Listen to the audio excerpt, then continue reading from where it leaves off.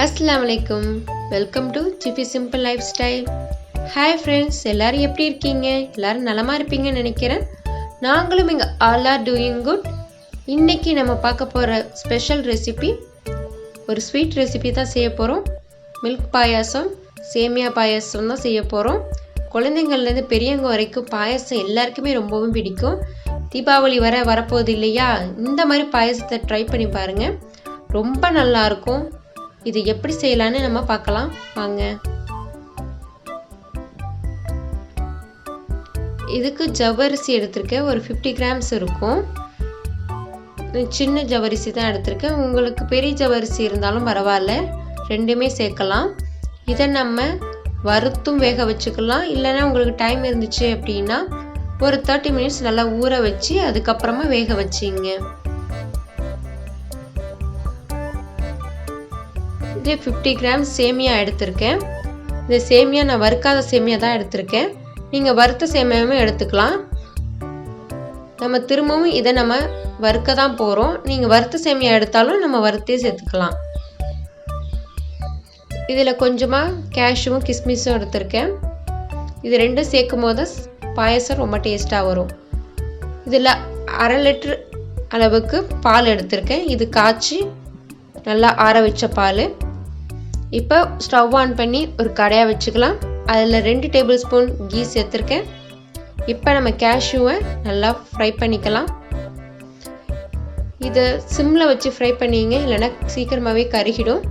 இது நல்லா ஒரு ப்ரௌன் கலருக்கு வரட்டும். அதுக்கப்புறம் நம்ம கிஸ்மிஸ் போட்டுக்கலாம். ரெண்டுத்தையும் ஒரே டைம்லேயே சேர்த்தோன்னா கிஸ்மிஸ் சீக்கிரமாகவே வறுபட்டு வந்துடும். அப்போ கருகினா மாதிரி ஆகிடும். இப்போ லேசாக ப்ரௌன் ஆனதுக்கப்புறம் நம்ம கிஸ்மிஸை சேர்த்துக்கலாம். இப்போ நல்லா வறுத்து விட்டுப்போம். இந்த கிஸ்மிஸ் நல்லா ஒரு பலூன் மாதிரி நல்லா உப்பி வரணும். இந்த மாதிரி நல்லா இது மாதிரி ரோஸ்ட் பண்ணி எடுத்துங்க.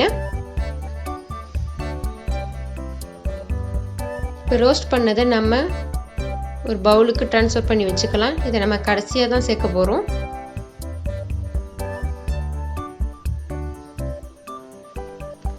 இதில் நம்ம எடுத்து வச்சுருக்க சேமியாவை நல்லாவே ரோஸ்ட் பண்ணிக்கலாம். நீங்கள் வறுத்த சேமியா எடுத்தாலும் 1 டைம் இந்த நெய்யில் போட்டு நல்லா வறுத்துங்க. அப்போ தான் நமக்கு உதிரி உதிரியாக கிடைக்கும். இல்லைன்னா பாயசத்தில் அப்படியே ஒட்டிக்கும். இந்த மாதிரி நம்ம சேர்த்தோன்னா உதிரி உதிரியாக நல்லா அழகாகவே வரும் நமக்கு. இது நல்லா ரோஸ்ட் ஆகட்டும்.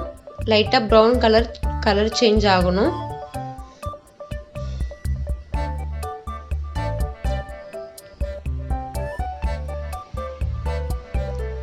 ஓரத்தெல்லாம் நல்லா எடுத்து விட்டு நல்லா ஒரு சேர நல்லா வறுத்துங்க. இதை வறுக்கும் போதே நல்ல ஒரு வாசனை வரும். ரொம்பவே நல்லா இருக்கும். இது வறுபட்டு வந்துடுச்சு. இதையும் நம்ம தனியாக எடுத்து வச்சுக்கலாம். இப்போ இதே நெய்யிலே நம்ம ஜவ்வரிசியும் நல்லா வறுத்துக்கலாம். இந்த மாதிரி வறுத்து சேர்க்கும் போது சீக்கிரமாகவே வெந்துடும். நமக்கு டைம் இருந்தால் நம்ம ஊற வச்சு நம்ம வேக வச்சுக்கலாம். டைம் இல்லாத டைமில் டக்குன்னு செய்யணும் அப்படிங்கிறது நேரத்தில் இந்த மாதிரி நம்ம வறுத்தும் வேக வச்சுக்கலாம். இந்த மாதிரி செய்யும்போது டேஸ்ட் எதுவும் மாறாது, ஒரே மாதிரி தான் இருக்கும். நல்லா வறுத்து சேர்த்துப்போம். நல்லா பொரிஞ்சு வரும். அந்தளவுக்கு நல்லா இதை வறுத்துக்கணும். இது நல்லா வறுபட்டு வந்துருச்சு. இதில் நம்ம 1 கப் அளவுக்கு வாட்டர் ஊற்றி நல்லா வேக வச்சுக்கலாம். இப்போ நல்லா இது வெந்து வந்துருச்சு. நல்லா திக்காக வந்திருக்கு பாருங்க. இது கூடவே நம்ம காய்ச்சி ஆற வச்ச பாலை சேர்த்துக்கலாம். கண்டிப்பாக பாயில் பண்ண பாலை தான் நம்ம சேர்க்கணும். இல்லைன்னா இந்த பால் ஸ்மெல் அப்படியே வரும். அதனால் அப்படி சேர்த்துங்க. இது நல்லா கொதி வந்ததுக்கப்புறம் நம்ம வறுத்து வச்ச சேமியாவை சேர்த்துக்கலாம். இதை நல்லா கிளறி விட்டுக்கலாம். ஒன்றோட ஒன்று ஒட்டாத அளவுக்கு நல்லா கிளறி விட்டுங்க. இது நல்லா வேகட்டும். இந்த மாதிரி நல்லா வேகணும். ஒரு 10 நிமிஷத்துலேயே வெந்து வந்துடும். அடிக்கடி கிளறி விட்டுக்கிட்டே இருங்க, இல்லைன்னா அடி பிடிச்சிரும்.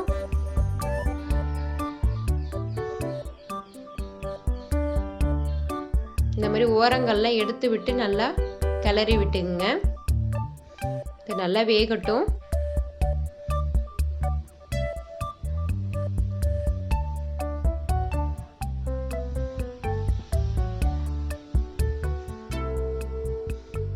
இதில் நம்ம ஒரு பிஞ்ச் அளவுக்கு சால்ட்டு சேர்த்துக்கலாம். சால்ட்டு சேர்க்கும் போது சுகரை என்ஹான்ஸ் பண்ணி கொடுக்கும்.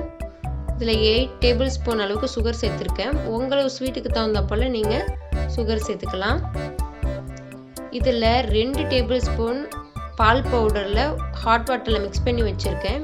இந்த மாதிரி சேர்க்கும் போது நம்மளோட பாயசம் இன்னும் நல்ல டேஸ்ட்டாக இருக்கும். கண்டிப்பாக சேர்த்துங்க, ட்ரை பண்ணி பாருங்கள். எந்த பால் பவுடர் வேணாலும் நீங்கள் எடுத்துக்கலாம். 2 டேபிள் ஸ்பூன் மட்டும் சேர்த்து 1 டம்ளர் ஹாட் வாட்டரில் கலந்து இந்த மாதிரி சேர்த்துங்க.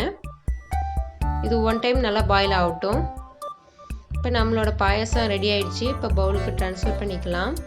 எவ்வளோ திக்காக வந்திருக்கு பாருங்கள். நம்ம கரெக்ட் ப்ரொசீஜர் படி நம்ம செஞ்சால் தான் திக்காக நல்லா கிடைக்கும். இந்த ஸ்வீட் ரெசிபி உங்களுக்கு பிடிச்சிருந்துச்சு அப்படின்னா லைக் பண்ணுங்கள், ஷேர் பண்ணுங்கள்.